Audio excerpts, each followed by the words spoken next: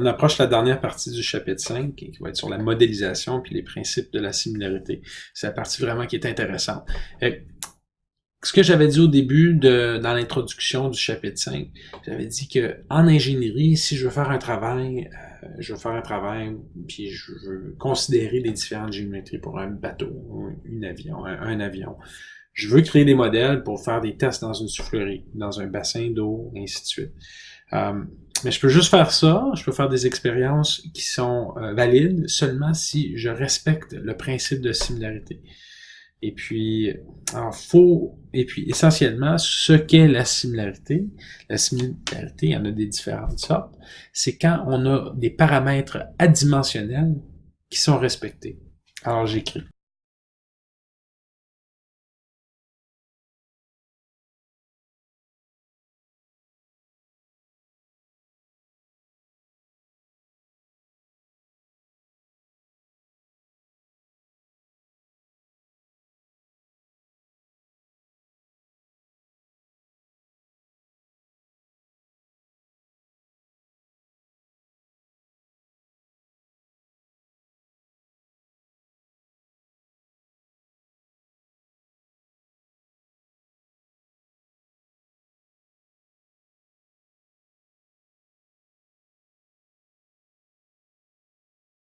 Mais maintenant, il faut parler de la similarité. Alors, il n'y a pas juste la similarité, ça semble simple, mais il y a des différents types de similarité.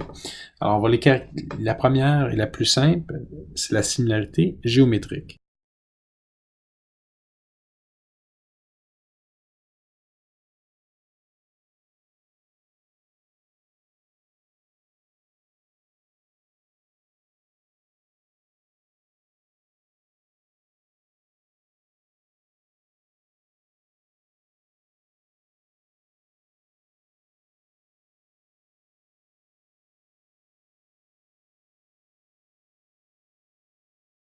Fait qu'on peut voir ici qu'on a deux chariots, puis là, je pense avoir bien fait mes mathématiques.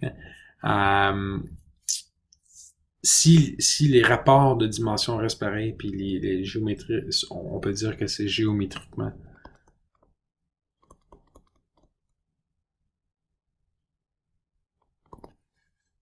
C'est géométriquement similaire.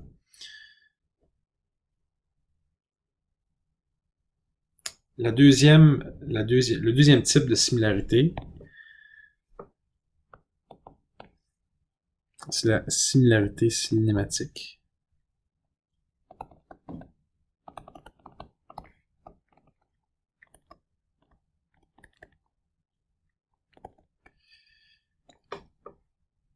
Okay? Alors, pour que deux modèles ou un modèle soit cinématiquement similaire,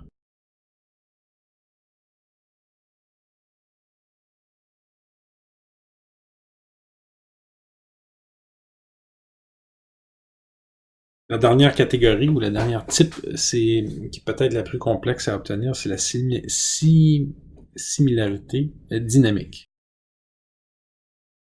Et puis, pour avoir ce type de similarité, il faut rencontrer les conditions A, B, qu'on a mentionné tantôt, et une nouvelle condition où on doit avoir les mêmes ratios sur une échelle de force.